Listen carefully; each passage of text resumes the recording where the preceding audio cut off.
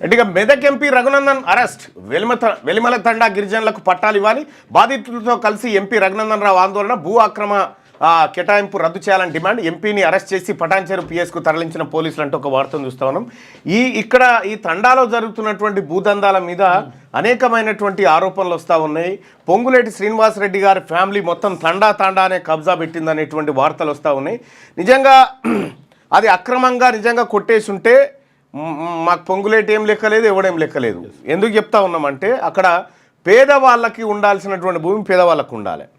తెల్లాపూర్ పక్కనే, ఇది తెల్లాపూర్ పక్కనే. కాబట్టి నేను కూడా క్యూనిస్ వాళ్ళకి చెప్తా ఉన్నా, మీరు చూసేటువంటి బాధ ఏది మీకు చెప్తా ఉన్నా, నిజంగా పేదవాడికి ఆడ కష్టం జరిగింది అంటే యూ కెన్ మీరు మాట్లాడండి. అందరు అనుకుంటారు నార్మల్గా మల్లన్న కాంగ్రెస్ ఎమ్మెల్సీగా ఉన్నారు, మేము మాట్లాడదు, అట్లా ఏముండదు. నార్మల్ క్యూనూసే పార్టీ. ఇక మెదక్ ఎంపీ రఘునందన్ అరెస్ట్ వెలిమల తండా గిరిజనులకు పట్టాలు ఇవ్వాలి, బాధితులతో కలిసి ఎంపీ రఘునందన్ రావు ఆందోళన, భూ అక్రమ కేటాయింపు రద్దు చేయాలని డిమాండ్, ఎంపీని అరెస్ట్ చేసి పటాన్చెరు పిఎస్కు తరలించిన పోలీసులు అంటూ ఒక వార్తను చూస్తా ఉన్నాం.